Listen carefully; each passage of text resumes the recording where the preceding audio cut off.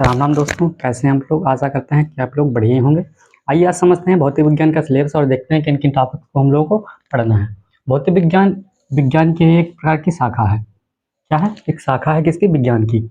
इसे अंग्रेजी में कहते हैं हम लोग फिजिक्स। क्या कहते हैं? फिजिक्स। ठीक है, तो जानते हैं कि सबसे पहले समझ यही लेते हैं कि भौतिक विज्ञान क्या होता है। भौतिक विज्ञान विज्ञान की वह शाखा है जिसके अंतर्गत हम लोग ऊर्जा और द्रव्य, ठीक है, इन दोनों की पारस्परिक अंतःक्रिया का अध्ययन करते हैं। ऊर्जा और द्रव्य, तो भौतिक विज्ञान किसे कहते हैं? विज्ञान की वह शाखा जिसके अंतर्गत ऊर्जा तथा द्रव्य की पारस्परिक अंतरक्रियाओं का अध्ययन किया जाता है, भौतिक विज्ञान कहलाता है।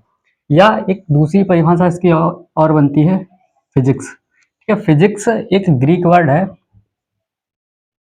ग्रीक शब्द है फ्यूसिस। ठीक है, फ्यूसिस, और इसका मतलब होता है नेचर। का मतलब होता है नेचर। नेचर आप लोग जानते होंगे, नेचर का मतलब होता है प्रकृति। ठीक है, तो हम लोग ये भी कह सकते हैं कि भौतिक विज्ञान क्या होता है। भौतिक विज्ञान एक ऐसा सब्जेक्ट है जिसके अंतर्गत हम लोग प्रकृति और प्राकृतिक घटनाओं का अध्ययन करते हैं। यानी मतलब है कि to study of the nature and natural phenomena is known as physics.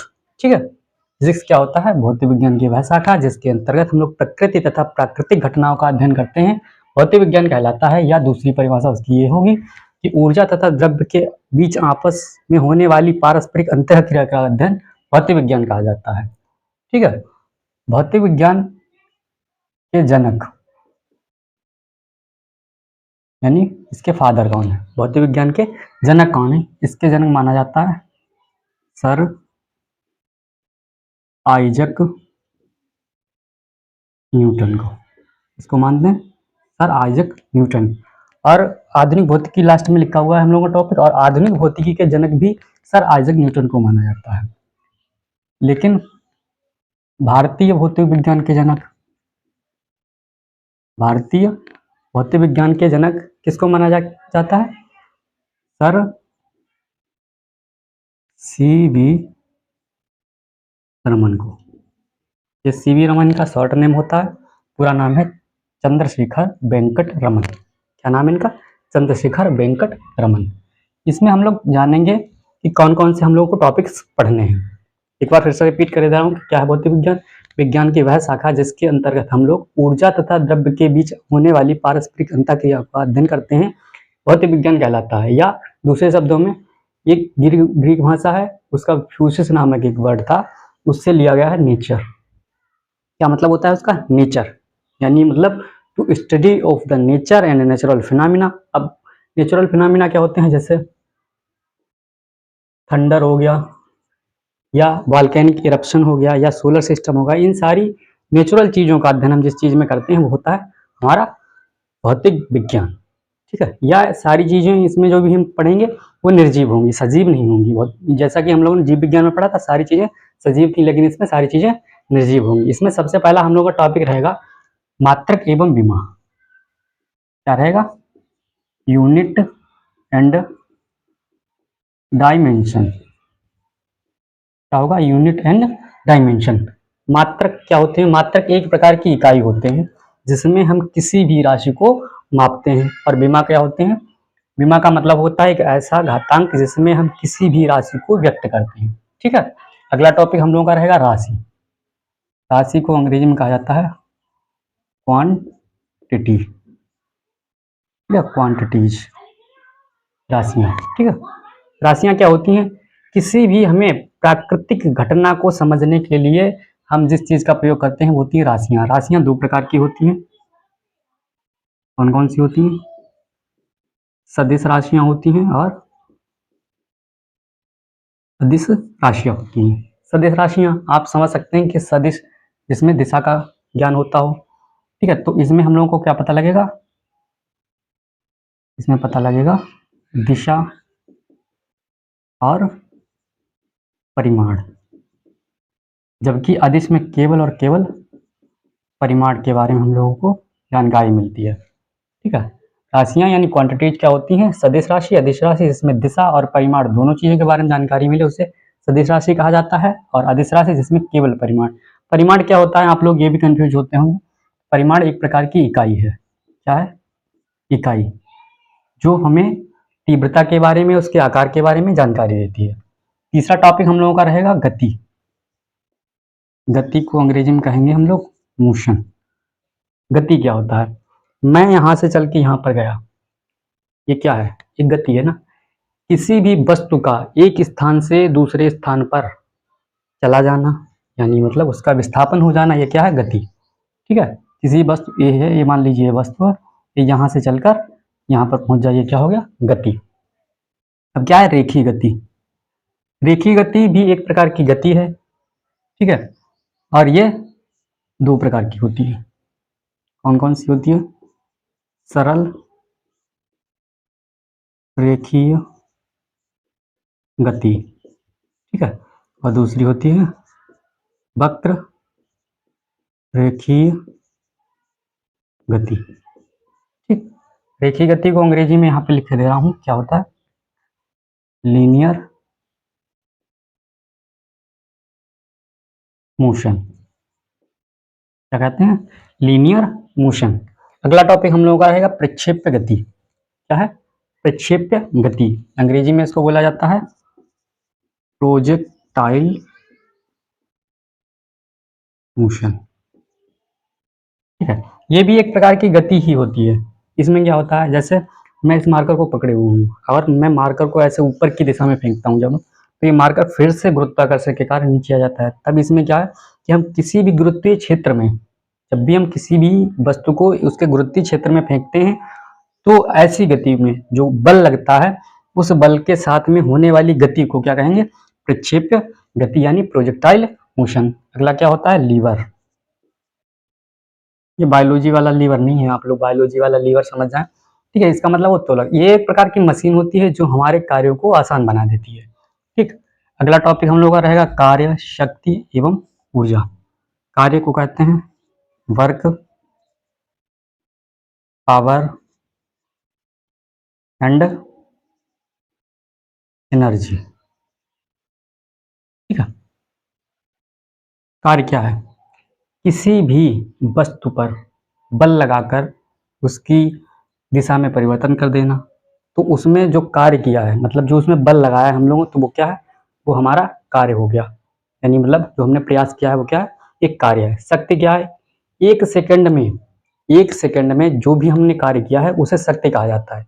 मतलब 1 सेकंड में किया गया वर्क इज नोन एज कार्य। ठीक है। ऊर्जा क्या होती है? कार्य करने की क्षमता। कार्य करने की क्षमता को ऊर्जा कहते हैं। अगला टॉपिक है बल और घर्षण। बल यानी फोर्स एंड फ्रिक्शन। बल क्या है? बल का मतलब होता है किसी भी वस्तु पर क्या हो, एक तरीका से ये भी कह सकते हैं, बल का मतलब होता है किसी चीज को धक्का देना, यानी या खिंचाव। ठीक है। बल किसी पर फोर्स करके उसकी स्थिति में बदलाव ला देना। ठीक है, ये कह सकते हैं। घर्षण क्या होता है? किसी भी गति में विरोध जब करते हैं तो उसे क्या कहा जाता है? और ये विपरीत दिशा में होता है। कैसे? जैसे मैं इस चीज को ऐसे पकड़े हुए हूँ और मैं इधर खींचने का प्रयास करूं, तो ये हमारी जो उंगलियां हैं ये इसका विरोध कर रही है ना, तो इसमें क्या हो रहा है? घर्षण उत्पन्न हो रहा है। अगला टॉपिक हम लोग का रहेगा गुरुत्वाकर्षण यानी ग्रेविटेशन फोर्स। ग्रेविटेशन।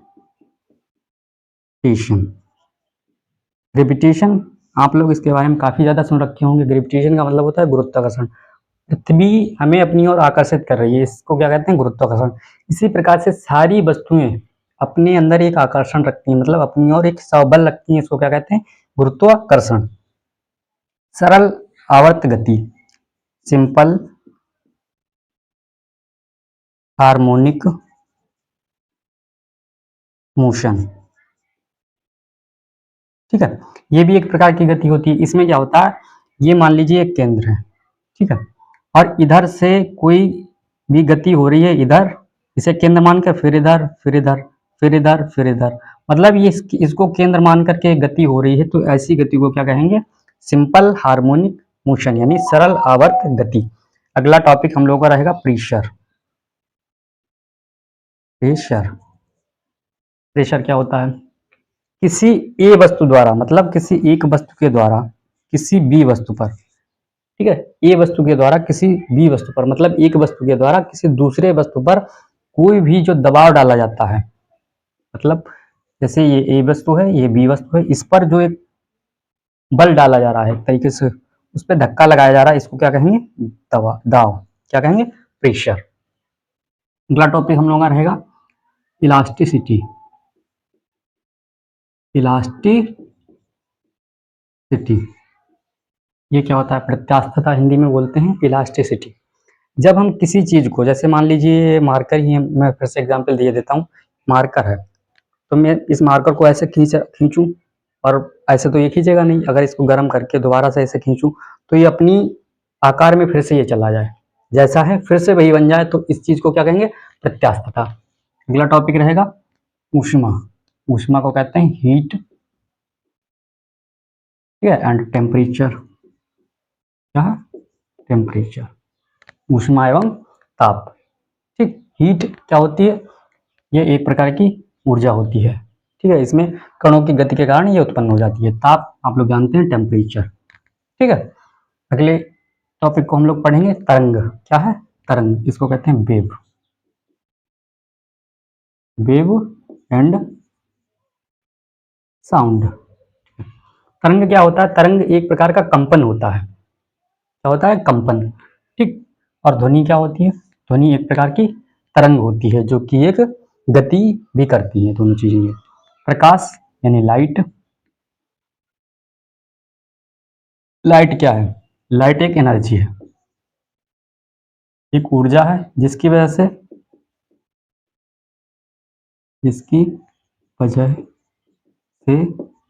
क्या होता है? वस्तुएं दिखाई देती हैं, ठीक है। मतलब अगर प्रकाश ना हो तो हम कोई चीज को कैसे देख पाएंगे? आप हमको देख रहे हैं, इसका मतलब हम अपने प्रकाश पड़ रहा है ना, इसलिए हम लोग एक दूसरे को देख पाते हैं। अगला टॉपिक हम लोग का रहेगा लेंस। क्या रहेगा? लेंस।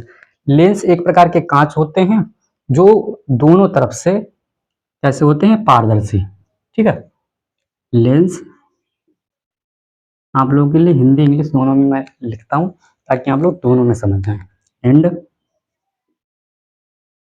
मैग्निफिकेशन, ठीक है। लेंस आप समझ गए, एक प्रकार के कांच होते हैं जो दोनों तरफ से पारदर्शी होते हैं। और मैग्निफिकेशन का मतलब क्या होता है?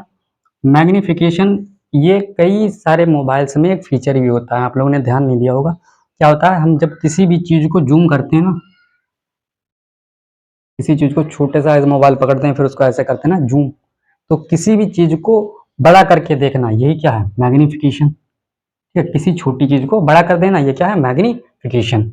अगला टॉपिक रहेगा क्रोमेटिक।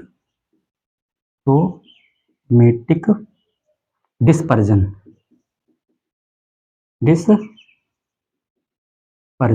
क्रोमेटिक डिस्पर्जन यानी वर्ण विक्षेपण। वर्ण विक्षेपण क्या होता है? जब प्रकाश प्रकाश का कलर कैसा होता है? श्वेत। जब श्वेत प्रकाश अपने विभिन्न अवयवी रंगों में विभक्त हो जाता है, इस क्रिया को कहा जाता है वर्ण विक्षेपण। जब प्रकाश को किसी भी माध्यम से गुजारा जाता है तो वह श्वेत प्रकाश विभिन्न अनेक यानी कई रंगों में विभक्त हो जाता है, इस क्रिया को वर्ण विक्षेपण कहा जाता है। अगला टॉपिक हम लोगों का रहेगा ह्यूमन आई। ह्यूमन आइज, ठीक। ह्यूमन आइज तो आप लोग जानते होंगे, बायोलॉजी में भी हम लोग इसके बारे में हल्की सी चर्चा करेंगे, लेकिन डिटेल में यहाँ पे समझेंगे कि किस प्रकार से हम लोग क्या आँख जो है वो चित्र बनाती है। तो ये क्या है? एक प्रकार का ऑर्गन है हम लोगों का। ऑर्गन क्या है? ऑर्गन। ऑर्गन मतलब अंग है। अगला टॉपिक हम लोग का रहेगा विद्युत एवं धारा।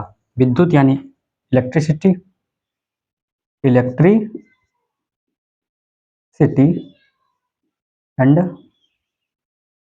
Electric current. क्या रहेगा? Electric current. विद्युत क्या होती है? आवेशों के प्रवाह दर को, तो उसमें इलेक्ट्रॉन्स होते हैं, उसमें प्रवाह जो होता है उसको कहते हैं विद्युत यानी इलेक्ट्रिसिटी। और इसकी दर, जो उसमें इलेक्ट्रॉन्स होते हैं उसकी प्रवाह दर को, उसको कहा जाता है करंट, कि कितनी तेज से मूवमेंट हो रहा है उनका, इसको धारा कहा जाता है। ठीक, अगला टॉपिक है हम लोगों का मैग्नेट। मैग्नेट, मैग्नेट क्या होता है? एक पदार्थ होता है, और पदार्थ क्या होता है ये हम लोग केमिस्ट्री में जानेंगे। ठीक है, जो कि हमें प्राप्त होता है मैग्नेटाइड से। किससे? मैग्नेटाइड से। ठीक, और उसके बाद हम लोग का लास्ट टॉपिक रहेगा मॉडर्न फिजिक्स। Modern physics. अब फिजिक्स और मॉडर्न फिजिक्स दोनों में अंतर क्या होता है? कुछ भी इसमें स्पेशल नहीं है, बस इंजीनियरिंग और नई नई नवीनतम खोजों को मिलाकर जिस चीज़ का हम अध्ययन कर लेते हैं तो उसे कह देते हैं मॉडर्न फिजिक्स। और इसके भी फादर जो हैं वो सर आइजक न्यूटन ही हैं। ठीक है, सारे टॉपिक्स हमने आप लोगों को बता दिए हैं। एक बार सारी चीज़ें मैं फिर से रिवीजन कर दे रहा हूँ कि चीज़ें क्या होती हैं। भौतिक विज्ञान, ठीक है, भौतिक विज्ञान क्या होता है? विज्ञान की वह शाखा जिसके अंतर्गत हम लोग ऊर्जा तथा द्रव्य का और उनकी पारस्परिक क्रियाओं का अध्ययन करते हैं, भौतिक विज्ञान कहलाता है। अंग्रेजी में इसे फिजिक्स कहा जाता है। ठीक है, और फिजिक्स ग्रीक भाषा जो है उसके फ्यूसिस नामक एक वर्ड था, उसका मतलब था नेचर, उससे लिया गया। तो इस प्रकार से कह सकते हैं to study of the nature and natural phenomena is known as physics. ठीक है, इसके फादर हैं सर आइजक न्यूटन, और भारतीय भौतिक विज्ञान के जनक यानी फादर कौन है?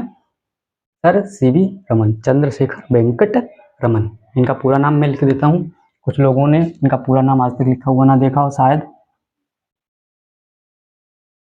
चंद्रशेखर